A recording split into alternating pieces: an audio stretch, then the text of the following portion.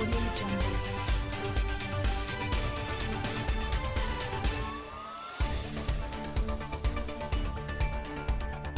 Prince Harry has slammed those who peddle in lies and fear for creating anti-vaxxers.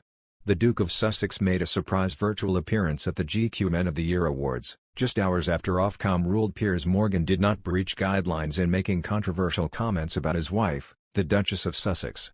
Ex-Mirror editor Morgan was in attendance at the star-studded bash, where Harry presented a prize to Professor Dame Sarah Gilbert, Professor Catherine Green and the team behind the Oxford/AstraZeneca vaccine. He gave a speech urging governments to do more to vaccinate poorer countries, warning until every community can access the vaccine and until every community is connected to trustworthy information about the vaccine, then we are all at risk. Harry said, less than 2% of people in the developing world have received a single dose at this point.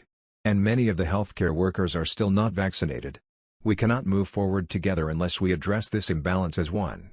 At the same time, families around the world are being overwhelmed by mass scale of misinformation across news media and social media, where those who peddle in lies and fear are creating vaccine hesitancy, which in turn leads to divided communities and eroding trust.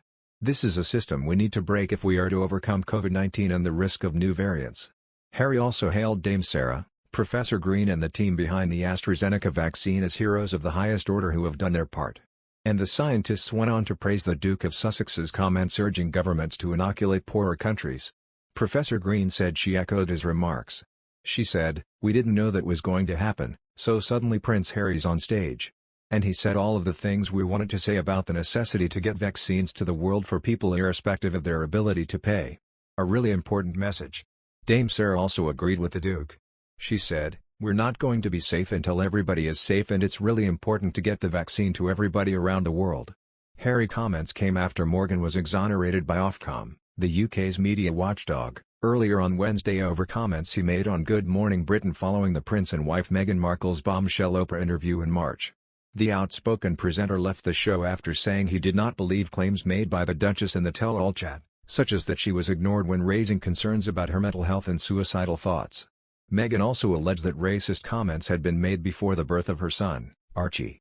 Discussing the interview on the morning program the following day, Morgan said, "I'm sorry, I don't believe a word she says. I wouldn't believe her if she read me a weather report." These remarks led to a record number of Ofcom complaints, including one made by Meghan, who is said to have written to the head of ITV. Morgan then stormed off set live on air after claiming he was told to apologize or leave with immediate effect, but has now been cleared following Ofcom's ruling. The judgment said, the code allows for individuals to express strongly held and robustly argued views, including those that are potentially harmful or highly offensive, and for broadcasters to include these in their programming. The restriction of such views would, in our view, be an unwarranted and chilling restriction on freedom of expression both of the broadcaster and the audience. Following the ruling, Morgan tweeted, "I'm delighted Ofcom has endorsed my right to disbelieve the Duke and Duchess of Sussex's incendiary claims to Oprah Winfrey, many of which have proven to be untrue. This is a resounding victory for free speech and a resounding defeat for Princess Pinocchio's. Do I get my job back?" ITV have said Morgan is not currently being considered for a return to Good Morning Britain. Besides, the Duke of Sussex cracked a joke about wearing a tuxedo at 3 p.m. as he presented the Heroes of the Year award at the GQ Men of the Year Awards on Wednesday. Appearing in London at the ceremony via video link from his home in Montecito, Prince Harry made his opening quip about the 8-hour time difference as he delivered a passionate speech, saying, "It's not often that one gets to wear a chance to wear a tuxedo at 3 p.m., unless of course it's from the night before, but well, here we are."